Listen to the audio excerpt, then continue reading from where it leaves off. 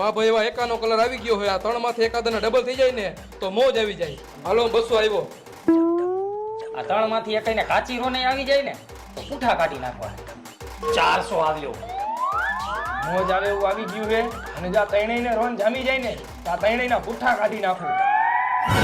હાલો હું 800 આવ્યો. ત્રણેય જોઈને હાલી ગયા એમ ને. હવે હુંય જોઈ લઉં.